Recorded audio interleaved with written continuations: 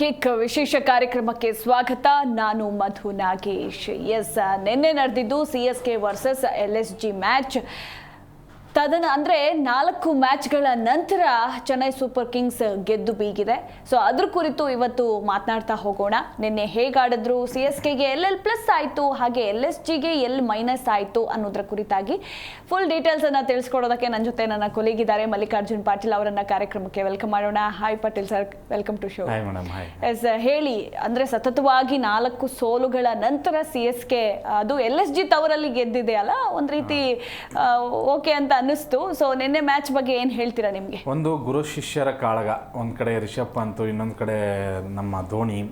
ಒಂದು ಈ ಪಂದ್ಯನು ಧೋನಿ ಟೀಮ್ ಸೋತಿದ್ರೆ ಧೋನಿ ಅಭಿಮಾನಿಗಳ ಸ್ಥಿತಿ ಹೆಂಗಿರ್ತಿತ್ತು ಗೊತ್ತಿಲ್ಲ. ಆ ಧೋನಿ ಅವರ ಒಂದು ನಾಯಕತ್ವದಲ್ಲೂ ಈ ತರ ಒಂದು ಕಳಪೆ ಪ್ರದರ್ಶನವನ್ನ ಖಂಡಿತವಾಗ್ಲೂ ಅವರ ಅಭಿಮಾನಿಗಳು ನಿರೀಕ್ಷೆ ಮಾಡೋದಕ್ಕೆ ಸಾಧ್ಯ ಇಲ್ಲ. ನಿನ್ನೆ ಗೆದ್ರು ಓಕೆ, ನಾನು ಗೆದ್ದ ತಕ್ಷಣ ಪಾಯಿಂಟ್ಸ್ ಟೇಬಲ್ ಅಲ್ಲಿ ಒಂದು 2 ಪಾಯಿಂಟ್ ಮೇಲೆ ಬಂದಿರ್ತಾರೆ ಅಂತ ಹಿಂಗೆ ನೋಡ್ತೀನಿ. ಮತ್ತೆ ಕೊನೆಲೇ ಇದ್ದಾರೆ. CSK ಈ ಸರಿ ತುಂಬಾ ತುಂಬಾ ತುಂಬಾ ಕಳಪೆ ಬ್ಯಾಟಿಂಗ್. ನಿನ್ನೆನೂ ಕೂಡ ಆ ಮ್ಯಾಚ್ ಕೊನೆಯ ಆ ರಿಷಬ್ ಪಂತ್ ಅವರ ಕೆಲವೊಂದು ತಪ್ಪುಗಳೇ ಆ ಒಂದು ಸೋಲಿಗೆ ಕಾರಣ ಆಯಿತು. ಬಟ್ ಧೋನಿ ಅವರ ನಾಯಕತ್ವದಲ್ಲಿ ಈ ಗೆಲುವಿನ ಬಗ್ಗೆ ಮೊದಲು ಮಾತನಾಡೋದಾದ್ರೆ ಖಂಡಿತವಾಗ್ಲೂ ಇದೊಂದು ಒಳ್ಳೆ ಕಂಬ್ಯಾಕ್. ಈ ಕಂಬ್ಯಾಕ್ ಆಗಿರ್ಲಿಲ್ಲ ಅಂದ್ರೆ ಈ ಒಂದು ಸೀಸನ್ಗೆ 700 ಬಿಡಬೇಕಾಗಿತ್ತು ಅವರು. ಯಾಕಂದ್ರೆ 7ರಲ್ಲಿ ನೀವು ಒಂದೇ ಗೆದ್ದು ಉಳಿದಿದ್ದೆಲ್ಲ ಸೋತು ಆಮೇಲೆ ಪ್ರತಿಯೊಂದು ಪಂದ್ಯವನ್ನು ಗೆಲ್ಲೋದು ತುಂಬಾನೇ ಕಷ್ಟ. ಎಲ್ಲರೂ RCB ಟೀಮ್ ಆಗಕ್ಕಾಗಲ್ಲ. RCB ಅವ್ರು ಹಿಂಗಾಗಿದ್ರು ಒಂದ್ಸರಿ. ಬಟ್ ಧೋನಿ ಅವರ ನಾಯಕತ್ವದಲ್ಲಿ ಇರುವಂತಹ ಈ ಹುಡುಗರು ಏನಿದ್ದಾರೆ ಅವ್ರನ್ನ ನೋಡಿದ್ರೆ ಯಾಕೋ ಈ ಸೀಸನ್ ಮಾತ್ರ ನನಗನ್ಸಿದ ಮಟ್ಟಿಗೆ ಓಕೆ ಗೆದ್ದಿದ್ದಾರೆ. ಬಟ್ ಅಲ್ಲಿರುವಂಥ ಹುಡುಗರನ್ನ ನೋಡಿದ್ರೆ, ಅವರ ಆಟದ ಪ್ರದರ್ಶನ ನೋಡಿದ್ರೆ, ಆ ಒಂದು ಗೋಳಾಟವನ್ನು ನೋಡಿದ್ರೆ ಖಂಡಿತವಾಗ್ಲೂ ಈ ಸೀಸನಲ್ಲಿ CSK ಕಂಬ್ಯಾಕ್ ಆಗೋದು ತುಂಬಾನೇ ಕಷ್ಟ ಇದೆ. ಪ್ರತಿ ಪಂದ್ಯದಲ್ಲೂ ನೀವು ಧೋನಿ ಅವ್ರನ್ನ ನೆಚ್ಕೊಂಡಿರೋದಕ್ಕೆ ಆಗಲ್ಲ. ಅಂದ್ರೆ ಧೋನಿ ನಾಯಕತ್ವದಲ್ಲಿ ಪ್ಲೇ ಆಫ್ಗೆ ಪ್ರವೇಶ ಮಾಡಬಹುದಾ ಅನ್ನೋ ಪ್ರಶ್ನೆ ಬರುತ್ತೆ. ಏನ್ ಹೇಳ್ತೀರಾ? ಈ ಪ್ರಶ್ನೆ ಖಂಡಿತವಾಗ್ಲೂ ಇಲ್ಲ ಅಂತಾನೆ ನನ್ನ ಹತ್ರ ಉತ್ತರ. ಯಾಕಂದ್ರೆ ಉಳಿದಿರೋದು ಈಗ 7 ಪಂದ್ಯ. ಇನ್ನು 7ರಲ್ಲಿ ಅವ್ರು 6 ಪಂದ್ಯವನ್ನ ಗೆಲ್ಲೇಬೇಕು. ಅಂದ್ರೆ ಪ್ಲೇ ಆಫ್ಗೆ ನೀವು ಎಂಟ್ರಿ ಆಗಬೇಕು ಅಂದ್ರೆ 16 ಪಾಯಿಂಟ್ ಮಿನಿಮಮ್ ಬೇಕು. ನೀವು 14 ಇಟ್ಕೊಂಡು ತುಂಬಾ ಮ್ಯಾಜಿಕ್ ಇಟ್ಕೊಂಡು ಅಥವಾ ಏನೋ ಒಂದು ಮಳೆ ಬಂದು ಒಂದು 15 ಪಾಯಿಂಟ್ ಇಟ್ಕೊಂಡು ಓಕೆ ಎಂಟ್ರಿ ಆದವ್ರು ನಾವು ನೋಡಿದೀವಿ. ಬಟ್ ಇನ್ನು 7ರಲ್ಲಿ 6 ಗೆಲ್ಲುವಂತ ಕ್ಷಮತೆ ಇದೆಯಾ ಈ ತಂಡಕ್ಕೆ ಅಂದ್ರೆ ಖಂಡಿತವಾಗ್ಲೂ ನನಗೆ ಅನಿಸ್ತಾನೆ ಇಲ್ಲ. ಈಗ ಡೆವೆನ್ ಕಾನ್ವೆನೂ ಹೊರಗಡೆ ಕೂರ್ಸಿದಾಯ್ತು, ಶಕೀಲ್ ಅವ್ರನ್ನ ಕರ್ಕೊಂಡ್ ಬಂದಿದ್ದಾರೆ. ಆಮೇಲೆ ಋತುರಾಜ್ ಗಾಯಕ್ವಾಡ್ ಹೊರಗಡೆ ಇಂಜುರಿ ಆಗಿ ಹೋಗಿದ್ದಾರೆ. Main player as a captain ಆಗಿ ಅವ್ರು ಹೊರಗಡೆ ಹೋಗಿದ್ದು ಅವ್ರಿಗೆ ದೊಡ್ಡ ಪೆಟ್ಟು. ಅದ್ರ ಜೊತೆಗೆ ಬೇರೆ ಯಾವ ಆಟಗಾರರು ಕೂಡ ಫಾರ್ಮ್ನಲ್ಲಿ ಇಲ್ಲದೆ ಇರೋದು ನೋಡಿ. ರಚಿನ್ ರವೀಂದ್ರ 40 ರನ್ನಿಗೆ ಕ್ಷೀಮಿತ, ಅವರು ಅದ್ರ ಮೇಲೆ ಹೋಗ್ತಾ ಇಲ್ಲ. ಮತ್ತು ಸ್ಟ್ರೈಕ್ ರೇಟ್ ನೋಡಿ 120 ಅಥವಾ 130 ಇಷ್ಟರಲ್ಲೇ ಹೋಗ್ತಾ ಇದ್ದಾರೆ. ಇನ್ನು ತ್ರಿಪಾಠಿನಂತೂ ಖಂಡಿತವಾಗ್ಲೂ ಮುಂದಿನ ಪಂದ್ಯಗಳಲ್ಲಿ ಕೂರಿಸೋದು ಬೆಟರ್. ಅವರು ವೈಫಲ್ಯ ಹೋಗ್ತಾನೆ ಇದ್ದಾರೆ. ರವೀಂದ್ರ ಜಡೇಜಾ ನಿನ್ನೆ ಬಾಲಿಂಗು ಬ್ಯಾಟಿಂಗ್ ಓಕೆ ಒಂದು ಮೂಮೆಂಟಿಗೆ ವಾಪಸ್ ಬಂದಿದ್ದಾರೆ ಅಂತ ಹೇಳ್ಬೋದು. ಬಟ್ ಅವರಲ್ಲಿ ಆ ಒಂದು ಸ್ಟ್ರಾಂಗ್ ಬಿಲೀವ್ ಕಾಣಿಸ್ತಾ ಇಲ್ಲ. ಮೊದಲೆಲ್ಲ ರಚಿನ್ ರವೀಂದ್ರ ಇದ್ದಾರೆ, ಫಿನಿಶ್ ಮಾಡಿಕೊಡ್ತಾರೆ ಗೇಮ್ನ, ಈ ಒಂದು ಮೈಂಡ್ ಸೆಟ್ ಇತ್ತಲ್ಲ ಅದು ಯಾಕೂ ಕಾಣಿಸ್ತಾನೆ ಇಲ್ಲ. ಅದಕ್ಕೆ ಈ ಬೇರೆ ಬೇರೆ ಕಾರಣಗಳು ಇದಾವೆ. ಅಲ್ಲಿ ಕ್ಯಾಪ್ಟನ್ಸಿ ಪ್ರಾಬ್ಲಮ್ಸು, ಅದಾದ ನಂತರ ಅವ್ರನ್ನ ತುಂಬಾ ನೆಗ್ಲೆಕ್ಟ್ ಮಾಡಿಬಿಟ್ಟಿದ್ದಾರೆ. ನೋಡಿ, ಋತುರಾಜ್ ಹೋದ ತಕ್ಷಣ ನಾನು ಅನ್ಕೊಂಡಿದ್ದೆ ರವೀಂದ್ರ ಜಡೇಜಾ ದೊಡ್ಡ ಚಾನ್ಸ್ ಆಸ್ ಅ ಕ್ಯಾಪ್ಟನ್ ಆಗಿ ಅಂತ ಹೇಳಿ ಮತ್ತೆ ಅವ್ರನ್ನ ಆಸ್ ಅ ಪ್ಲೇಯರ್ ಆಗಿ ತಗೊಂಡಿರೋದು. ಆಮೇಲೆ ವಿಜಯ್ ಶಂಕರ್ನ ಟೆಸ್ಟ್ ಪ್ಲೇಯರ್ನ ಆಡಿಸ್ತಾ ಇದ್ದೀರಾ. ಒಂದು ಮ್ಯಾಚಲ್ಲಿ ಬಿಗ್ ಸ್ಕೋರ್ ಬಂದಿದೆ, ಇಲ್ಲ ಅಂತ ಹೇಳಲ್ಲ. ಬಟ್ ಆ ಒಂದು ಸ್ಟ್ರೈಕ್ ರೇಟ್ನ ನೋಡಿದ್ರೆ ನನಗೆ ಅನಿಸ್ತಾ ಇಲ್ಲ. ಧೋನಿ ಬರ್ತಾರೆ, 2 6 ಹೊಡಿತಾರೆ, ತಲಾ ಅನಿಸ್ಕೋತಾರೆ, ಹೊರಗಡೆ ಹೋಗ್ತಾರೆ. ಇದನ್ನ ಬಿಟ್ರೆ ಬೇರೆ ಏನು ಮಾಡ್ತಾ ಇಲ್ಲ. ಆಸ್ ಅ ಟೀಮ್ ಆಗಿ ತುಂಬಾ ವೈಫಲ್ಯ ಇದೆ. ಬಾಲಿಂಗ್ ತುಂಬಾ ಚೆನ್ನಾಗಿದೆ, ಬಾಲಿಂಗ್ ಹೊಗಳಿಕೆ ಅಂತ ಒಂದು ಬಾಲಿಂಗು.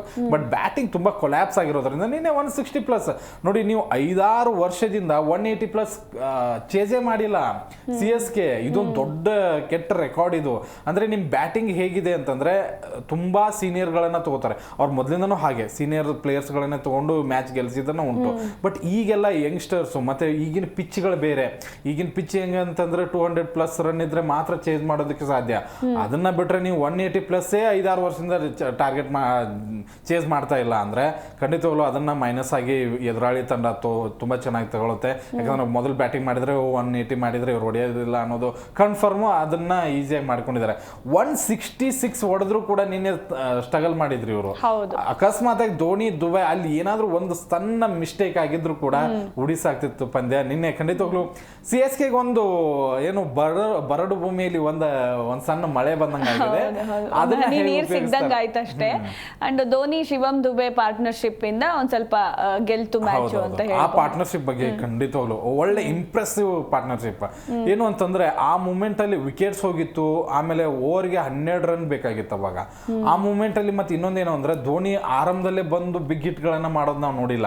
ಅಲ್ಲಿ ರಿಷಬ್ ಪಂತ್ ತಪ್ಪು ಮಾಡಿದ್ದು ಏನ್ ಗೊತ್ತಾ, ನಿಮ್ಗೆ ಒಳ್ಳೆ ಬಿಷ್ಣೋಯ್ ಅಂತ ಬೌಲರ್ 2 ವಿಕೆಟ್ ತಗೊಂಡಿದ್ದಾರೆ, ಎದುರಾಳಿನ ಕಟ್ಟಿ ಹಾಕ್ತಾ ಇದ್ದಾರೆ. ಇದೆಲ್ಲವೂ ಆಗ್ತಾ ಇರುವಾಗ ನೀವು ಯಾಕಪ್ಪ ವೇಗದ ಬೌಲರ್ನ ತಗೊಂಡ್ರಿ? ನಿಮಗೆ ಏನು ನಮ್ಮ ಧೋನಿ ಪ್ರತಿ ಪಂದ್ಯದಲ್ಲೂ ಸುನಿಲ್ ನಾರಾಯಣ್ ಲಾಸ್ಟ್ ಟೈಮ್ ಅವರು ವಿಕೆಟ್ ಒಪ್ಪಿಸಿದ್ರು, ಅದ್ರ ಹಿಂದಿನ ಪಂದ್ಯಗಳಲ್ಲೂ ಕೂಡ ಎಲ್ಲರಿಗೆ ಸ್ಪಿನ್ನರ್ಗೆ ವಿಕೆಟ್ನ ಒಪ್ಪಿಸ್ತಾ ಇದ್ದಾರೆ. ಮತ್ತೆ ಆರಂಭದಲ್ಲಿ ಬಂದ ತಕ್ಷಣ ಏನಾರ ಸ್ಪಿನ್ನರ್ ಇದ್ರೆ ಅವ್ರು ಬಿಗ್ ಹಿಟ್ ಹೊಡೆಯೋದಕ್ಕೆ ಹೋಗಲ್ಲ, ಸಿಂಗಲ್ಸ್ ತಗೋತಾರೆ, ಇಲ್ಲಾಂದ್ರೆ ಡಾಟ್ಸ್ಗಳನ್ನ ಜಾಸ್ತಿ ಮಾಡ್ತಾರೆ. ಅದನ್ನ ನಾವು ನೋಡಿದೀವಿ. ರಿಷಬ್ ಪಂತ್ ಏನೂ ಇಲ್ಲ, ಒಬ್ಬ ಪ್ರಮುಖ ಬೌಲರ್, ನಿಮಗೆ ಬಾಲ್ ಸ್ಪಿನ್ ಆಗ್ತಾ ಇದೆ, ವಿಕೆಟ್ಸ್ಗಳು ಬೀಳ್ತಾ ಇದೆ, 5-6 ಓವರ್ಗಳು ಕಂಟ್ರೋಲ್ ಆಗಿದೆ, ಅಲ್ಲಿ ಇನ್ನೊಂದು ಓವರ್ ಇದ್ದಾಗ ಅದನ್ನು ಕೊಟ್ಟು ರನ್ನ ಏನಾದರೂ ಕಂಟ್ರೋಲ್ ಮಾಡಿದರೆ 15-16 ಎವರೇಜ್ಗೆ ಹೋಗ್ತಿತ್ತು. ಆದರೆ ಅಲ್ಲಿ ವೇಗದ ಬೌಲರಿಗೆ ಕೊಟ್ಟರು, ಅವ್ನು ಬಂದು ಒಂದು 10-12 ರನ್ ಹೊಡಿಸ್ಕೊಂಡ್ರು, ಈಸಿ ಆಯಿತು. ಆಮೇಲೆ ನೆಕ್ಸ್ಟ್ ಓವರ್ ಬಂದವರು ಎಲ್ಲರೂ ಕೂಡ ಯಾರ್ಕ್ ಬಾಲ್ಗಳನ್ನು ಹೊಡೆಯೋದಕ್ಕೆ ಸ್ಟಾರ್ಟ್ ಮಾಡಿದ್ರು. ಸರಿಯಾಗಿ ಯಾರ್ಕ್ ಬೀಳಿಲ್ಲ, ಭರ್ಜರಿಯಾಗಿ ಬೌಂಡ್ರಿಗಳು ಬಿತ್ತು, 1 ಹ್ಯಾಂಡ್ 6ಗಳನ್ನು ಹೊಡೆದ್ರು. ಖಂಡಿತವಾಗ್ಲೂ ನನಗನ್ಸಿದ ಮಟ್ಟಿಗೆ ನಿನ್ನೆ ರಿಷಬ್ ಪಂತ್ ವೈಫಲ್ಯ, ಅದರ ಜೊತೆಗೆ ಧೋನಿ ಅವರ ಒಂದು ಒಳ್ಳೆ ಬ್ಯಾಟಿಂಗು. ಶಿವಮ್ ದುಬೆ ಆರಂಭದಲ್ಲಿ ಅವರು ಸ್ಟ್ರಗಲ್ ಮಾಡ್ತಾ ಇದ್ರು, ಸಿಂಗಲ್ಸ್ ಡಬಲ್ಸ್ ಇಷ್ಟೇ ಇದ್ರು, ಬೌಂಡ್ರಿಗಳನ್ನು ಹೊಡಿತಾ ಇರಲಿಲ್ಲ. ಇಷ್ಟರಲ್ಲೇ ಇದ್ದಾಗಲೇ ಅದನ್ನು ತುಂಬ ಚೆನ್ನಾಗಿ ನೀಟಾಗಿ ಬಳಸ್ಕೊಂಡ್ರು, ಕೊನೆ ಹಂತಕ್ಕೆ ತೊಗೊಂಡೋದ್ರು. ನೋಡಿ, ಒಂದು ಒಳ್ಳೆ ಪಾರ್ಟ್ನರ್ಶಿಪ್ ಆದರೆ ಅದನ್ನು ತುಂಬ ಚೆನ್ನಾಗಿ ಫಿನಿಶ್ ಮಾಡ್ಬೋದು ಯಾವುದಾದ್ರೂ ತಂಡ ಹಂಗಾಗತ್ತೆ. ಅಂಥದ್ರಲ್ಲಿ ಧೋನಿ ದುಬೆ ಅಂತ ಆಟಗಾರ ಇದ್ದಾಗ ಎಂಥದ್ದೇ ಸ್ಕೋರ್ ಇದ್ರೂ ಚೇಸ್ ಮಾಡ್ತಿದ್ರೇನೋ ಗೊತ್ತಿಲ್ಲ. ನನಗನ್ಸಿದ ಮಟ್ಟಿಗೆ ಧೋನಿ ದುಬೆ ತುಂಬ ಒಳ್ಳೆ ಪಾರ್ಟ್ನರ್ಶಿಪ್ ಆಯಿತು. ಆ ಪಾರ್ಟ್ನರ್ಶಿಪ್ಪಲ್ಲಿ ಸಣ್ಣ ಮಿಸ್ಟೇಕ್ ಆಗಿದ್ರು ಕೂಡ ನಿನ್ನೆ CSK ಸೋಲು. ನಿಜ ಅಂದ್ರೆ ಇನ್ನು ಮತ್ತೊಂದ್ ಕಡೆ ರಿಷಬ್ ಪಂತ್ ಸೋಲೋದಕ್ಕೆ ಕಾರಣ ಆಗ್ಬಿಟ್ರ ನಿನ್ನೆ ಅನ್ನೋದಕ್ಕೆ ಒಂದೇನು ಗೊತ್ತಾ, ಆ ಮೂಮೆಂಟ್ಗೆ ಆ ನಿರ್ಧಾರ ಹೆಂಗೆ ತಗೋತಾರೆ ಏನೋ ಗೊತ್ತಿಲ್ಲ. ಅವ್ರ ಓನರ್ ಬೇರೆ ಸರಿ ಇಲ್ಲ, ಇದನ್ನೇ ಹಿಡ್ಕೊಂಡು ಕುಂದಿರ್ತಾರೆ ಅವರು.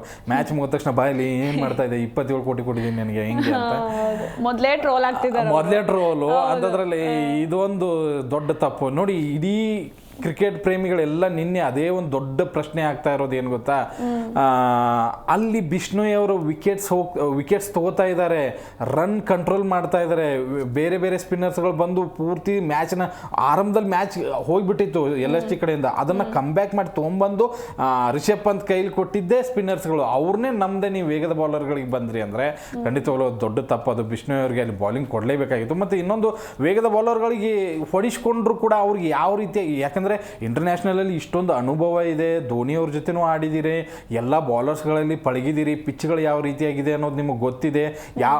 ದುಬೆ ಅವರು ಹೊಸದಾಗಿ ಬಂದಾಗ ಅವ್ರಿಗೆ ನೀವು ಶಾರ್ಟ್ ಬಾಲ್ ಕೊಟ್ಟರೆ ಅವ್ರು ಹೊಡೆಯಲ್ಲ, ಫುಲ್ ಮಾಡಿದರೆ ಹೊಡೆಯಲ್ಲ, ಯಾರ್ಕನ್ನು ಹಾಕಕ್ಕೆ ಹೋಗ್ಬೇಡಿ ಅಂತ ಹೇಳ್ಬೋದು. ಆರಾಮಾಗಿ ಯಾರ್ಕ್ ಬಾಲ್ಗಳನ್ನು ಹಾಕ್ತಾ ಇದ್ರೆ ಒಂದು ಬಾಲು ಯಾವ ಬೌಲರ್ಗಳಿಗೂ ಹೇಳ್ತಾ ಇಲ್ಲ. ಆ್ಯಸ್ ಎ ಕ್ಯಾಪ್ಟನ್ ಆಗಿ ರಿಷಬ್ ಪಂತ್ ಫುಲ್ ವೈಫಲ್ಯ. ನನಗನ್ಸಿದ ಮಟ್ಟಿಗೆ CSK ಗೆದ್ದಿದೆ ಅಂತ ಎಷ್ಟು ಒಪ್ಕೊಳ್ಳೋದಕ್ಕೆ ನಾವು ಅರ್ಹರಿದ್ದೀವೋ ಅಷ್ಟೇ ರಿಷಬ್ ಪಂತ್ ಮಾಡಿದ ತಪ್ಪಿನಿಂದನೇ CSK ಗೆದ್ದು ಅಥವಾ LSG ಸೋತು ಅಂತಾನು ಒಪ್ಕೊಳ್ಬೇಕಾಗತ್ತೆ. ಇನ್ನು ಶಾರ್ದುಲ್ ಠಾಕೂರ್ ಹಾಗೆ ಅವೇಶ್ ಖಾನ್ ಬ್ಯಾಟಿಂಗ್ ಬಗ್ಗೆ ಏನು ಹೇಳಿ? ಬಾಲಿಂಗ್ ಒಂದೇನು ಗೊತ್ತಾ, ಇವರಿಬ್ರು ಬಾಲಿಂಗು ಯಾವ ದೃಷ್ಟಿಕೋನದಲ್ಲಿ ಇಟ್ಕೊಂಡು ಮಾಡಿದ್ರು ನನಗಂತೂ ಗೊತ್ತಾಗ್ತಾ ಇಲ್ಲ. ನಾನು ಅವಾಗಲೇ ಹೇಳಿದೆ, ಶಿವಮ್ ದುಬೆ ಹೇಗೆ ಅಂತಂದ್ರೆ ಯಾರ್ಕ್ ಬಾಲ್ಗಳು ಒಂದು ಸ್ವಲ್ಪ ಜಸ್ಟ್ ಮಿಸ್ ಆದರೆ ಅದನ್ನು ಬೌಂಡ್ರಿಗೆ ಎಳೆಯುವಂಥ ಆಟಗಾರ. ಅವ್ರಿಗೆ ಪ್ರತಿ ಬಾಲು ಕೂಡ ವೈಡ್ ಯಾರ್ಕರ್ ಹಾಕೋದಕ್ಕೆ ಪ್ರಯತ್ನ ಪಡ್ತಾ ಇದ್ದಾರೆ. ವೈಡ್ ಯಾರ್ಕರ್ ಪ್ರತಿ ಬಾಲು ಹಾಗೆ ಮಾಡಿದ್ರು. ಒಬ್ಬರು ಕೂಡ ಗುಡ್ ಲೆಂತಲ್ಲಿ ಬಾಲ್ ಹಾಕಲಿಲ್ಲ, ಶಾರ್ಟ್ ಬಾಲ್ ಹಾಕಲಿಲ್ಲ, ಫುಲ್ ಮಾಡೋದಕ್ಕೆ ಬಾಲ್ ಹಾಕಲಿಲ್ಲ. ಒಬ್ಬರು ಕೂಡ ವಿಕೆಟ್ಸ್ಗಳನ್ನು ತೆಗಿಯೋಣ, ಈ ಡಾಟ್ ಮಾಡೋದಕ್ಕೆ ಪ್ರಯತ್ನ ಪಡ್ತಾ ಇದ್ದಾರೆ, ಡಾಟ್ ಆಗ್ತಾ ಇಲ್ಲ. ಒಬ್ಬರು ಕೂಡ ವಿಕೆಟ್ಸ್ಗಳನ್ನ ತೆಗಿಯೋದಕ್ಕೆ ಬಾಲ್ ಆಗ್ತಾನೆ ಇಲ್ಲ. ಮತ್ತು ಇನ್ನೊಂದೇನು ಅಂತಂದರೆ, ಧೋನಿ ಅಂತ ಆಟಗಾರರಿದ್ದಾಗ ನೀವು ವೈಡ್ ಯಾರ್ಕರ್ನ ಟ್ರೈ ಮಾಡೋದಕ್ಕೆ ಹೋಗ್ಬೇಡಿ. ಅವರು ಎಲ್ಲ ಅಂಥ ಬಾಲ್ ಸಿಕ್ಕರೆ ಸಾಕು, ಬೌಂಡ್ರಿ ಹೊಡಿತಾರೆ, 6 ಹೊಡಿತಾರೆ. ಅವರು ಆರಾಮಾಗಿ ಒಂದು ಕೈಯಿಂದ 6 ಹೊಡಿತಾ ಇದ್ದಾರೆ ಅಂಥ ಮೂಮೆಂಟ್ಗಳಲ್ಲಿ ಕೂಡ. ಅವೇಶ್ ಖಾನ್ ಅಂತೂ ನನಗನ್ಸಿದ ಮಟ್ಟಿಗೆ ನಿನ್ನೆ ತುಂಬ ಬೇಜಾರಾಗಿದ್ದು ಅವೇಶ್ ಖಾನ್ ಬಗ್ಗೆನೆ. ಒಂದು ಲೆಕ್ಕಾಚಾರದಲ್ಲಿ ಆ ಇಬ್ಬರು ಬೌಲರ್ಗಳೇ ಆ ಮ್ಯಾಚ್ನ ಹಾಳು ಮಾಡಿದ್ದು. ಆರಂಭದಲ್ಲೂ ಕೂಡ ಅವ್ರು ರನ್ ಕೊಟ್ಟರು, ವೇಸ್ಟ್ ಬೌಲಿಂಗು. ಮಧ್ಯದಲ್ಲಿ ಸ್ಪಿನ್ನರ್ಸ್ಗಳು ಬಂದು ತುಂಬ ಚೆನ್ನಾಗಿ ಕಂಟ್ರೋಲ್ ಮಾಡಿ ಇಡೀ ಮ್ಯಾಚ್ನ ತಂದು ಕ್ಯಾಪ್ಟನ್ ಕೈಲಿ ಕೊಟ್ಟಿದ್ರು. ಅದನ್ನು ಕೊನೆಗೆ ಹೋಗಿ ಅವೇಶ್ ಖಾನು ಮತ್ತು ಇವರಿಬ್ಬರು ಕೂಡ ಹಾಳು ಮಾಡಿ CSK ಕೈಲಿ ತಂದು ಕೊಟ್ಬಿಟ್ರು. ನನಗನ್ಸಿದ ಮಟ್ಟಿಗೆ ಬಾಲಿಂಗ್ ಸಿಕ್ಕಾಪಟ್ಟೆ ವೈಫಲ್ಯ. ಅಷ್ಟು ರನ್ ಮಾಡಿದ್ರು, 166 ಮಾಡಿದ್ರು ಕೂಡ ಅದನ್ನು ಕಂಟ್ರೋಲ್ ಮಾಡಿ ಗೆಲ್ಲುವಂಥ ತಾಕತ್ತು LSG ಇತ್ತು. ನಿನ್ನೆ ತುಂಬ ಕಂಟ್ರೋಲ್ ಆಗಿತ್ತು. ನೀವು ಬ್ಯಾಕ್ ಟು ಬ್ಯಾಕ್ 3 ವಿಕೆಟ್ ತಗೊಂಡಾಗ ಇಡೀ ಚಿತ್ರಣನೇ ಬದಲಾಗಿಬಿಟ್ಟಿತ್ತು. CSK ಕಡೆಯಿಂದ ಹೋಗಿ 50% ಇವ್ರ ಕಡೆ ಬಂದ್ಬಿಟ್ಟಿತ್ತು. ಅದನ್ನ ನಂತರ ವೇಗದ ಬೌಲರ್ಗಳ ಕೈಲಿ ಕೊಟ್ಟು ಅವ್ರು ವೇಗದ ಇಬ್ಬರಲ್ಲಿ ಒಬ್ರು ಕೂಡ ಲೈನ್ನ ಹಿಡಿಲಿಲ್ಲ. ಒಂದು ಬಾಲು ನಾನು ನೋಡಲೇ ಇಲ್ಲ ಕೊನೆಗೂ ಕೂಡ. ತುಂಬಾ ವರ್ಸ್ಟ್ ಬಾಲಿಂಗು, ಅದರಲ್ಲೂ ಕೂಡ ನೋ ಬಾಲ್ 6 ಹೋಗುತ್ತೆ ಕೊನೆ ಓವರ್ನಲ್ಲಿ, 19th ಓವರಲ್ಲಿ. ಅದಂತೂ ಇನ್ನೂ ವರ್ಸ್ಟ್ ಬಾಲಿಂಗ್. ಅಲ್ಲೂ ಕಂಟ್ರೋಲ್ ಮಾಡ್ತಾರೆ ಅಂತಲೂ ಅನ್ಕೊಂಡಿದ್ದೆ ನಾನು, ಬಟ್ ಅಲ್ಲೂ ಆಗಲೇ ಇಲ್ಲ. ನನಗನ್ಸಿದ ಮಟ್ಟಿಗೆ LSG ಬಾಲಿಂಗ್ ತುಂಬ ವರ್ಸ್ಟ್ ಆಗಿ ಕಾಣಿಸ್ತು. ಈಗ ಅವ್ರು ಹೊರಗಡೆ ಅವ್ರನ್ನ ಬೇಯೋದಕ್ಕೆ ಒಂದು ಆ್ಯಸ್ ಅ ಟೀಮ್ ಓನರ್ ಇದ್ದವರು, ಟೀಮ್ನ ಭಾಗವಾಗಿದ್ದವರು ಅದನ್ನು ಡ್ರೆಸ್ಸಿಂಗ್ ರೂಮ್ನಲ್ಲಿ ತಮ್ಮ ಅಭಿಪ್ರಾಯ ವ್ಯಕ್ತಪಡಿಸಲಿ. ಆ ಒಂದು ಪಿಚ್ನಲ್ಲೇ ಬಂದು ಕ್ಯಾಪ್ಟನ್ನ ಬೇಯೋದು ಅಥವಾ ತಂಡದ ಆಟದ ಬಗ್ಗೆ ಮಾತನಾಡೋದು ತಪ್ಪು, ನಾನು ಒಪ್ಕೋತೀನಿ. ಬಟ್ ಹಿಂಗಾದಾಗ ಯಾರ ತಾರೆ ಓನರ್ಗೆ ಸಿಟ್ಟು ಬರಲ್ಲ? ಖಂಡಿತವಾಗ್ಲೂ ಸಿಟ್ಟು ಬರುತ್ತೆ. ನೀವು ಗೆಲ್ಲುವಂಥ ಮ್ಯಾಚನ್ನ ಸೋಲಿಸ್ಬಿಟ್ರಿ ಅನ್ನೋಂಥ ಕಾರಣಕ್ಕೆ ಬಂದು ಮಾತಾಡ್ಬೋದು. ಅದು ತಪ್ಪು ಸರಿ, ಇನ್ನು ಮುಂದಿನ ಇದರಲ್ಲಿ ಅದನ್ನು ಮಾಡ್ಕೋಬೇಕು, ಓನರ್ಸ್ಗಳೆಲ್ಲ ಹಿಂಗೆ ಮಾತಾಡಬಾರ್ದು ಅಂತ.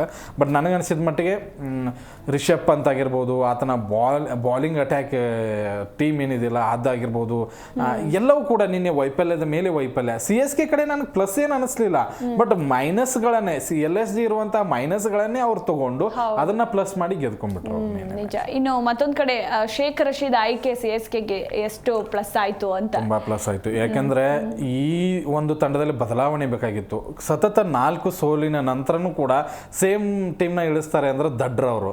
ಬಟ್ ಅದನ್ನ ಧೋನಿ ನಾಯಕತ್ವದಲ್ಲಿ ನೋಡಲ್ಲ. ಬಟ್ ಧೋನಿ ನಾಯಕತ್ವ ಹೇಗೆ ಅಂತಂದ್ರೆ ಹಳೆ ಟೀಮ್ನೇ ಪದೇ ವೈಫಲ್ಯ ಹೊಂದಿದ್ರು ಕೂಡ ಅದನ್ನೇ ಆಡಿಸ್ತಾ ಹೋಗ್ತಾರೆ ಅವರು. ಬಟ್ ನಿನ್ನೆ ಪುಣ್ಯಕ್ಕೆ ಆ ಒಂದು ಬದಲಾವಣೆಯನ್ನು ಮಾಡಿದ್ರು, ಆಲ್ರೌಂಡರ್ನ ಇಳಿಸಿದ್ರು. ಡೆವಿನ್ ಕಾನ್ವೆ ತುಂಬ ಒಳ್ಳೆ ಆಟಗಾರ, ಬಟ್ ಅವನ್ನೇ ಕೂರಿಸಿ ಇವ್ರನ್ನ ಆಡಿಸಿದ್ದು ಖಂಡಿತವಲ್ಲ. ಅದೊಂದು ಶಕೀಲ್ ಅವ್ರದ್ದು ಒಂದು ಟ್ರೇಲರ್ ಅಷ್ಟೇ, ಅದು ಒಂದು ಸ್ವಲ್ಪನೇ ರನ್ ಬಂತು. ಬಟ್ ಆ ಪಾರ್ಟ್ನರ್ಶಿಪ್ ಇದೆಯಲ್ಲ, ಮೊದಲ ವಿಕೆಟ್ ಪಾರ್ಟ್ನರ್ಶಿಪ್ 50+ ಬಂತು ನಿಮಗೆ, ಅದು 4-5 ಓವರ್ಸಲ್ಲೇ ಅಂತಂದರೆ ತಂಡ ಗೆಲುವಿನ ಹತ್ರಕ್ಕೆ ಹೋಯಿತು ಅಂತ ಹೇಳಿ. ಮಧ್ಯಮ ಕ್ರಮಾಂಕ ಫೇಲ್ ಆಗಿರ್ಬೋದು, ಬಟ್ ಓಪನಿಂಗ್ ಪಾರ್ಟ್ನರ್ಶಿಪ್ಪಲ್ಲಿ ಬಿಗ್ ಸ್ಕೋರ್ ಬಂದಿದ್ದೆ ಅವ್ರ ತಂಡಕ್ಕೆ ಪ್ಲಸ್ ಆಯಿತು. ಅವರ ಒಂದು ಬೌಂಡ್ರಿಗಳು, ಆಮೇಲೆ ಮೊದಲ ಆರಂಭದಲ್ಲಿ ಯಾವ ಬೌಲರ್ಗಳಿಗೂ ಕೂಡ ವಿಕೆಟ್ ಕೊಡದೇ ಇರೋದು ಖಂಡಿತವಾಗ್ಲೂ ತುಂಬ ಚೆನ್ನಾಗಿತ್ತು. ಯಾವುದೇ ಬಿಗ್ ಹಿಟ್ ಅಂದರೆ ಬ್ಯಾಡ್ ಹಿಟ್ಗಳನ್ನು ಮಾಡೋದನ್ನು ನಾನು ನೋಡಲಿಲ್ಲ. ಓನ್ಲಿ ವಿ ಶೇಪಲ್ಲಿ ಆಡಿದರು. ಆಮೇಲೆ ಯಾವ ಬಾಲ್ಗಳನ್ನು ಪಿಕ್ ಮಾಡಬೇಕು ಅದನ್ನಷ್ಟೇ ಮಾಡಿದರು. ಇಲ್ಲ ಅಂತಂದರೆ ಸಿಂಗಲ್ಸ್ಗಳನ್ನು, ಡಾಟ್ಸ್ಗಳನ್ನು ಮಾಡೋದಕ್ಕೆ ಹೋಗಲಿಲ್ಲ. ಸಿಂಗಲ್ಸ್ಗಳನ್ನು ಪ್ರತಿ ಸರಿನೂ ಸ್ಟ್ರೈಕ್ ರೊಟೇಟ್ ಮಾಡಿದರು. ಅವ್ರ ಜೊತೆಗೆ ಇದ್ದಂಥ ಆಟಗಾರ ಕೂಡ ತುಂಬ ಚೆನ್ನಾಗಿ ಆಡಿದರು. ಆ ಒಂದು ಕಂಬ್ಯಾಕ್ ಇದೆಯಲ್ಲ ಮುಂದಿನ ಹಂತದಲ್ಲಿ ಅದು CSK ತಂಡಕ್ಕೆ ಲಾಭ ತಂದು ಕೊಡ್ಬೋದು. ಈಗ ಗೊತ್ತಾಯಿತು, ಒಂದು ಒಳ್ಳೆ ಪಾರ್ಟ್ನರ್ಶಿಪ್ ಬಂದರೆ ಖಂಡಿತವಾಗ್ಲೂ ನಾವು ಬಿಗ್ ಸ್ಕೋರ್ ಮಾಡ್ಬೋದು ಅಂತ. ರಚಿನ್ ರವೀಂದ್ರ ಅವರು ಒಂದು ಸ್ವಲ್ಪ ಸ್ಪೀಡ್ ಮಾಡ್ಕೋಬೇಕು ತಮ್ಮ ಬ್ಯಾಟಿಂಗ್ ಸ್ಟ್ರೈಕ್ ರೇಟ್ನ, ಅಂದರೆ ಮಾತ್ರ ಲಾಭ ಆಗಬಹುದು ಅಂತ ಅನ್ಕೋತೀನಿ. ನೀವು ಎಲ್ಲ ಈಗ ನೋಡಿ SRH ಜೊತೆ ಆಡುವಾಗ ನೀವು 100 strike rate 120 strike rate ಇಟ್ಕೊಳ್ಳೋಕ್ಕಾಗಲ್ಲ.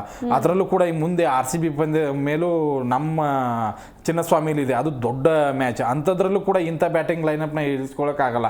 ಇಂಥಲ್ಲಿ convoy actually ನಮ್ಮ ಚಿನ್ನಸ್ವಾಮಿಲಿ ತುಂಬ ಚೆನ್ನಾಗಿ ರೆಕಾರ್ಡ್ಸ್ ಇದೆ. ಅವ್ರನ್ನ ಆಡಿಸ್ಬೇಕಾ ಅಥವಾ ಇವ್ರನ್ನ ಆಡಿಸ್ಬೇಕಾ? ನನಗನ್ಸಿದ ಮಟ್ಟಿಗೆ ವೈಫಲ್ಯ ಕಾನ್ವೆದಿದೆ, ಅದಕ್ಕೆ ಶಕೀಲ್ ಅವ್ರನ್ನ ತೊಗೊಂಬಂದಿದ್ದಾರೆ. ಮುಂದಿನ ಹಂತದಲ್ಲಿ ಈತ ಒಂದು ಬಿಗ್ ಸ್ಕೋರ್ ಮಾಡ್ಬೋದು ಅಂತ ನಾನು ಅನ್ಕೋತೀನಿ. ಬಟ್ ಒಳ್ಳೆ ಕಮ್ಬ್ಯಾಕ್ ಆ್ಯಸ್ ಅ ಕ್ಯಾಪ್ಟನ್ಗೆ ಈ ಇದರಿಂದ. ಇನ್ನು ನಿನ್ನೆ ಮ್ಯಾಚ್ನಲ್ಲಿ ರಿಷಬ್ ಪಂತ್ ವೈಫಲ್ಯ ಇದ್ರೂ ಕೂಡ ಅವರ ಕಮ್ಬ್ಯಾಕ್ LSG ಟೀಮ್ಗೆ ಪ್ಲಸ್ ಪಾಯಿಂಟ್ ಆಗಬಹುದಾ ಅಂತ ಮುಂದಿನ ಮ್ಯಾಚ್ಗಳಲ್ಲಿ? ಹೌದು, ಖಂಡಿತ. ಯಾಕಂದ್ರೆ ಆಸ್ ಅ ಕ್ಯಾಪ್ಟನ್ ಆಗಿ ವೈಫಲ್ಯ ಹೊಂದಿದ್ರು, ಒಪ್ಕೊಳ್ಳೋಣ. ಬಟ್ ಈ ಒಂದು ರನ್ಸ್ ಎಷ್ಟು ಇಂಪಾರ್ಟೆಂಟ್ ಆಗಿತ್ತು ಅಂದ್ರೆ, ಒಂದು ತಲೆ ಮೇಲೆ 27 ಕೋಟಿ ತಗೊಂಡಿದ್ದೀನಿ ಅನ್ನುವಂಥ ಹಣೆ ಬರ. ಎರಡನೇದು ಆಸ್ ಅ ಟೀಮ್ ಕ್ಯಾಪ್ಟನ್ ಆಗಿ ಅದನ್ನ ಮುಂದುವರಿಸ್ತಾ ಇದ್ದೀನಿ, ಪದೇ ಪದೇ ವೈಫಲ್ಯ. ಇದ್ರ ಹಿಂದಿನ ವರ್ಷದಲ್ಲಿ ಇದೇ 2024ರಲ್ಲಿ ಟೀಮ್ ಕಳಪೆ ಪ್ರದರ್ಶನ ಕೊಡ್ತು ಅಂತ ಹೇಳಿ ಟೀಮ್ ಓನರು KL ರಾಹುಲ್ಗೆ ಅದೇ ಮೈದಾನದಲ್ಲಿ ಬೈದಿದ್ರು.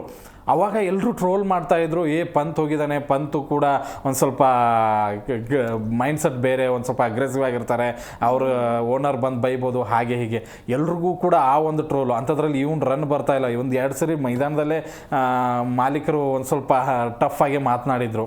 ಇದೆಲ್ಲವೂ ಪ್ರೆಷರ್ ನಡುವೆ ಈ ಒಂದು ರನ್ ಇದೆಯಲ್ಲ, ಒಂದು 50+ ರನ್ ಬರೋದಿದೆಯಲ್ಲ, ತುಂಬ ಒಂದು ರಿಲ್ಯಾಕ್ಸ್ ಮೂಡಿಗೆ ಕರ್ಕೊಂಡೋಗಿರುತ್ತೆ. ಸೋತಿದ್ದಾರೆ ಇಲ್ಲ ಅನ್ನಲ್ಲ, ಬಟ್ ವೈಯಕ್ತಿಕವಾಗಿ ನೋಡೋದಾದರೆ ನನ್ನ ಗೇಮ್ ನಾನು ಆಡಿದೆ ಅಪ್ಪ, ಏನಾದರೂ ಏನಾದರೂ ಆಗಲಿ ಅನ್ನೋದಿದೆ ಖಂಡಿತವಾಗ್ಲೂ. ಆ ಒಂದು ಹುಮ್ಮಸ್ಸು ಏನು ಗೊತ್ತಾರೆ, ಇಂಥ ರಿಷಬ್ ಪಂತ್ ಅವರು ಎಲ್ಲ ಮ್ಯಾಚ್ ಫಿನಿಶಿಂಗ್ನ ತುಂಬ ಚೆನ್ನಾಗಿ ಮಾಡಿದ್ದನ್ನು ನಾವು ನೋಡಿದ್ದೀವಿ. ನೀವು ಕೊನೆಗೆ 30 ಬಾಲ್ 60 ರನ್ನು, 30 ಬಾಲ್ 70 ರನ್ ಇದ್ದಾಗಲೂ ಕೂಡ ಇಂಥವ್ರನ್ನೆಲ್ಲ ನಂಬೋದು ನಾವು. ಅಂತಹ ಆಟಗಾರ ಪದೇ ಪದೇ ನೀವು 10 ರನ್ ವಿಕೆಟ್ ಹೋಗೋದು, 15 ರನ್ ವಿಕೆಟ್ ಹೋಗೋದು, ಅದು ಕೂಡ ಎಂಥ ಶಾಟ್ಸ್ ಗೊತ್ತಾ, ಬ್ಯಾಡ್ ಶಾಟ್ಸ್ಗಳು, ಓನ್ಲಿ ಫುಲ್ ಮಾಡೋದಕ್ಕೆ ಹೋಗ್ತಾರೆ, ಫ್ಲಿಕ್ ಮಾಡೋದಕ್ಕೆ ಹೋಗ್ತಾರೆ. ಇಂತಹ ಒಂದು ಶಾಟ್ಸ್ಗಳಿಂದನೇ ವಿಕೆಟ್ ಒಪ್ಪಿಸಿದಾಗ ಆತ್ಮವಿಶ್ವಾಸ ತಾನೇ ಕುಗ್ಗಿ ಹೋಗುತ್ತೆ. ಅದೇ ಕಾರಣಕ್ಕಾಗಿ ಅವರ ಒಂದು ಕಂಬ್ಯಾಕ್ ಇದೆಯಲ್ಲ LSGಗೆ ದೊಡ್ಡ ಪ್ಲಸ್ ಪಾಯಿಂಟು. ಅದರಲ್ಲೂ ಕೂಡ ಅವರದ್ರಲ್ಲಿ ಎಲ್ಲ ತುಂಬ ಚೆನ್ನಾಗಿ ಬ್ಯಾಟಿಂಗ್ ಆಡೋರು ಇದ್ದಾರೆ. ಮಕ್ರಮ್ ಆಗಿರ್ಬೋದು, ಪೂರನ್ ಆಗಿರ್ಬೋದು, ಬಡೋನೆ ಆಗಿರ್ಬೋದು, ಎಲ್ಲರೂ ಒಳ್ಳೆ ಬ್ಯಾಟಿಂಗ್ ಲಯದಲ್ಲಿದ್ದಾಗ ಇವ್ರ ಕಂಬ್ಯಾಕ್ ಖಂಡಿತವಾಗ್ಲೂ ಆ ತಂಡಕ್ಕೆ ದೊಡ್ಡ ಪ್ಲಸ್ ಕೊಡೋದ್ರಲ್ಲಿ ಯಾವುದೇ ಡೌಟ್ ಇಲ್ಲ. ಎಸ್, ಫೈನಲಿ ನೋಡೋಣ CSK ಇದೇ ಗೆಲುವನ್ನ ಕಂಟಿನ್ಯೂ ಮಾಡ್ಕೊಂಡು ಹೋಗುತ್ತಾ ಅಥವಾ ಏನಾಗುತ್ತೆ ಅಂತ, ಅಂಡ್ LSGನೂ ಕಂಬ್ಯಾಕ್ ಆಗುತ್ತಾ ಅಂತ. ಟೋಟಲ್ ಆಗಿ ನಿನ್ನೆ ಮ್ಯಾಚ್ ಕೂಡ ಒಂದ್ ಸ್ವಲ್ಪ ಕ್ಯೂರಿಯಾಸಿಟಿ ಮೂಡಿಸಿದಂತೂ ನಿಜ. ಇನ್ನು ಕಮ್ ಟು ಟುಡೇಸ್ ಮ್ಯಾಚ್ ಅಂದ್ರೆ ಇವತ್ತು Punjab versus KKR I think. So ಇವತ್ತಿನ ಮ್ಯಾಚ್ ಅಲ್ಲಿ ಯಾರು ಗೆಲ್ಲಬಹುದು, ಏನ್ ಹೇಳ್ತೀರಾ? ಒಂದು ಕ್ಯೂರಿಯಾಸಿಟಿ ಏನಿದೆ ಗೊತ್ತಾ, ಲಾಸ್ಟ್ ಟೈಮ್ ಚಾಂಪಿಯನ್ಸ್ ಈ ತಂಡದ KKR ತಂಡದ ನಾಯಕ ಈ ಪಂಜಾಬ್ ತಂಡಕ್ಕೆ ನಾಯಕ, ಅದು ದೊಡ್ಡ ಪ್ಲಸ್ಸು. ಯಾಕೆ ಬಿಟ್ರು ಅನ್ನುವಂಥ ದೊಡ್ಡ ಕುತೂಹಲ ಖಂಡಿತವಾಗ್ಲೂ ಎಲ್ಲರಲ್ಲೂ ಇದೆ. ಅದನ್ನ ಇವತ್ತು ಹೇಗೆ ಸೇಡ್ ತೀರಿಸ್ಕೋತಾರೆ ಅನ್ಬೋದಾ, ಅಥವಾ ಆ ಫ್ರಾಂಚೈಸಿಗೆ ನೋಡಿ ನನ್ನ ಹತ್ರ ತಾಕತ್ತಿದೆ ಅಂತ ತೋರಿಸೋದಕ್ಕೆ ಶ್ರೇಯಸ್ ಅಯ್ಯರ್ಗೆ ಒಂದು ದೊಡ್ಡ ಒಂದು ವೇದಿಕೆ ಅನ್ನೋದ್ರಲ್ಲಿ ಡೌಟೇ ಇಲ್ಲ. ನನಗೆ ಅದು ಶಾಕು, ಯಾಕೆಂದರೆ ಕೆಲವೊಂದು ಟೀಮ್ನಲ್ಲಿ ಆಗಿದೆ, ತುಂಬ ಸರಿನೂ ಆಗಿದೆ ಹಿಂಗೆ, ಇದೇನು ಫಸ್ಟ್ ಟೈಮ್ ಅಂತ ಅಲ್ಲ. KKR ತಂಡವನ್ನು ಚಾಂಪಿಯನ್ ಮಾಡಿದಂತಹ ನಾಯಕ, ಒಳ್ಳೆ ನೋಡಿ ಚಾಂಪಿಯನ್ಸ್ ಟ್ರೋಫಿಯಲ್ಲೂ ಕೂಡ ಒಳ್ಳೆ ಲಯದಲ್ಲಿದ್ದರು, ಏಕದಿನ ಪಂದ್ಯಗಳಲ್ಲಿ ತುಂಬ ಒಳ್ಳೆ ಬ್ಯಾಟಿಂಗ್ನ ಆಡ್ತಾ ಇದ್ರು. ಇಂಥವನ್ನ ಸಡನ್ ಆಗಿ ಆಸ್ ಅ ನಾಯಕತ್ವದಿಂದ ಕೆಳಗಿಳಿಸೋದ್ರ ಜೊತೆಗೆ ಆ ತಂಡದಿಂದ ಕೈ ಬಿಡೋದಿದೆಯಲ್ಲ, ಇದು ದೊಡ್ಡ ಡಿಸಿಷನ್ನು. ಅದಾದ ನಂತರ ಆತ ಇನ್ನೊಂದು ತಂಡಕ್ಕೆ ಹೋದ್ಮೇಲೆ ವೈಫಲ್ಯ ಹೊಂದಿಲ್ಲ, ಪ್ರತಿ ಪಂದ್ಯದಲ್ಲೂ ಕೂಡ ಅವರು ಕೊಡುಗೆನ ಕೊಟ್ಟಿದ್ದಾರೆ. ಅವರ ಒಂದು ಬ್ಯಾಟಿಂಗಿಂದನೇ ಪಂಜಾಬ್ ಇದುವರೆಗೂ ಕೂಡ ಮೇಲುಗೈ ಸಾಧಿಸಿದೆ. ಬ್ಯಾಟಿಂಗ್ ತುಂಬ ಸ್ಟ್ರಾಂಗ್ ಆಗಿದೆ ಅಂತ ಕಾಣಿಸ್ತಾ ಇದೆ ಅವ್ರ ಹತ್ರ. ಅದು ಈಗ ಹೇಗೆ ಬ್ಯಾಟಲ್ ನಡೆಯುತ್ತೆ ಅನ್ನೋದು ನೋಡಬೇಕಾಗಿರೋದು ಒಂದು ಲೆಕ್ಕಾಚಾರ. ಇನ್ನೊಂದು KKR ಆಸ್ ಎ T20 ಸ್ಪೆಷಲಿಸ್ಟ್ಗಳೇ ಇವ್ರ ಹತ್ರ ತುಂಬಿದ್ದಾರೆ. ಬಟ್ ಆ ಸ್ಪೆಷಲಿಸ್ಟ್ಗಳ ಆಟ ನಡೀತಾ ಇಲ್ಲ, ಫಿನಿಶಿಂಗ್ ಚೆನ್ನಾಗಿ ನಡೀತಾ ಇಲ್ಲ, ಫಿನಿಶಿಂಗ್ ಹಂತದವರೆಗೂ ಬ್ಯಾಟಿಂಗು ಬರ್ತಾ ಇಲ್ಲ. ಮೊದಲಿರೋರು ಅವ್ರಿಗೆ ಕೈ ಕೊಡ್ತಾನೆ ಇದ್ದಾರೆ. ಇವು ಎರಡೂ ಕೂಡ ತಂಡ ಬ್ಯಾಟಿಂಗ್ನಲ್ಲಿ ತುಂಬ ಚೆನ್ನಾಗಿದ್ದಾವೆ ಎರಡೂ ತಂಡಗಳು, ಪಂಜಾಬ್ ಆಗಿರ್ಬೋದು, ಕೋಲ್ಕತ್ತಾ ಆಗಿರ್ಬೋದು. ಬಟ್ ಬಾಲಿಂಗ್ ಅಂತ ಬಂದರೆ ಪದೇ ಪದೇ ವೈಫಲ್ಯ. ಸುನಿಲ್ ನಾರಾಯಣ್ ಅಂತ ಆಟಗಾರರಿದ್ದರೂ ಕೂಡ ಅಷ್ಟರ ಮಟ್ಟಿಗೆ ಆ ತಂಡವನ್ನು ಸ್ಟ್ರಾಂಗ್ ಆಗಿ ಹಿಡಿದಿಟ್ಕೊಳ್ಳೋಕ್ಕಾಗ್ತಾ ಇಲ್ಲ. ವರುಣ್ ಚಕ್ರವರ್ತಿ ಇದ್ರೂ ಕೂಡ ಆಗ್ತಾ ಇಲ್ಲ. ನನಗನ್ಸಿದ ಮಟ್ಟಿಗೆ ಎರಡು ತಂಡಗಳು ಎಷ್ಟನೇ ಸ್ಥಾನದಲ್ಲಿದೆ, 5-6ನೇ ಸ್ಥಾನದಲ್ಲಿದೆ ಅನ್ಸುತ್ತೆ. ಬ್ಯಾಟಲ್ ತುಂಬ ಜೋರಾಗಿ ನಡೆಯುತ್ತೆ. ಇವತ್ತು ಯಾರು ಗೆಲ್ತಾರೆ ಪ್ಲೇ ಆಫಿಗೆ ಸ್ವಲ್ಪ ಹತ್ರ ಆಗ್ತಾರೆ, ಯಾರು ಸೋಲ್ತಾರೆ ಮತ್ತೆ ದೊಡ್ಡ ಸ್ಟ್ರಗಲ್ ಇಂದ ಹೊರಗಡೆ ಬರಬೇಕು ಅವರು. ಪಂಜಾಬಿಗೆ ಚಾನ್ಸ್ ಇದೆ, 5ರಲ್ಲಿ 3 ಗೆದ್ದಿದ್ದಾರೆ. ಆದರೆ KKR ಏನಾದರೂ ಇವತ್ತು ಸೋತ್ರೆ ಖಂಡಿತವಾಗ್ಲೂ ಒಂದು ಸ್ವಲ್ಪ ಅವರು ಕ್ಯಾಲ್ಕುಲೇಟರ್ ಇಟ್ಕೊಂಡು ಕೂತ್ಕೋಬೇಕಾಗುತ್ತೆ. ಮುಂದಿಷ್ಟಿದೆಯಪ್ಪ, ಇವ್ರ ಜೊತೆ ನಾವು ಗೆಲ್ಲೇಬೇಕು, ಇಷ್ಟ ರನ್ ರೇಟ್ ನಮಗೆ ಬೇಕಾಗತ್ತೆ, ಹಾಗೆ ಹೀಗೆ ಅಂತ ಹೇಳಿ. ಬಟ್ ನನಗನ್ಸಿದ ಮಟ್ಟಿಗೆ ಪಂಜಾಬ್ ಒಂದು ಸ್ವಲ್ಪ ಯಾಕೋ ತುಂಬ ಚೆನ್ನಾಗಿ ನನಗೆ ಕಾಣಿಸ್ತಾ ಇದೆ. ಬಾಲಿಂಗ್ ಸರಿ ಇಲ್ಲ, ಬಟ್ ಬ್ಯಾಟಿಂಗ್ನಲ್ಲಿ ಬಿಗ್ ಸ್ಕೋರ್ ಮಾಡುವಂಥ ಆಟಗಾರ. ಕಳೆದ ಪಂದ್ಯದಲ್ಲಿ ನೋಡಿ SRH ಜೊತೆಗೆ 240+ ರನ್ ಹೊಡೆದಿದ್ದಾರೆ ಇವರು. ಅಷ್ಟು ಒಳ್ಳೆ ಇನ್ನಿಂಗ್ಸ್ ಬಂದಿದೆ. ಹೈದರಾಬಾದ್ ಅಂದರೆ ಬ್ಯಾಟಿಂಗ್ ಪಿಚ್ಚು, ಅಲ್ಲಿ ತುಂಬ ಚೆನ್ನಾಗಿ ಬ್ಯಾಟಿಂಗ್ ಬರುತ್ತೆ. ಬಟ್ ಆ ಬ್ಯಾಟಿಂಗ್ನ ತುಂಬ ಚೆನ್ನಾಗಿ ಕೈಗೆ ತೊಗೊಂಡು ಬಿಗ್ ಸ್ಕೋರ್ ಮಾಡಿ ಆ ಎದುರಾಳಿ, ಅದು SRH ನಂತಹ ತಂಡಕ್ಕೆ ಕೊಡೋದಿದೆ ಎಲ್ಲ, ಖಂಡಿತವಾಗ್ಲೂ ಅದು ಮೆಚ್ಚಬೇಕಾಗಿದ್ದು ಅವ್ರ ನೆಲದಲ್ಲೇ ಹೋಗಿ. ಬಟ್ ಅದನ್ನು ಹೊಡಿಸ್ಕೊಂಡ್ರಲ್ಲ, ಅದು ಒಂದು ಬೇಜಾರಿದೆ. ಕಲ್ಕತ್ತಾ ಕಂಬ್ಯಾಕ್ ಮಾಡೋದ್ರ, ನನಗೇನು ಕಲ್ಕತ್ತಾ ಮೇಲೆ ಇಷ್ಟ ಅಂತಂದ್ರೆ, ನನಗೆ RCB ಬಿಟ್ಟರೆ ಕಲ್ಕತ್ತಾ ಮೇಲೆ ಜಾಸ್ತಿ ಹೋಪ್ ಇರುವಂಥ ತಂಡ.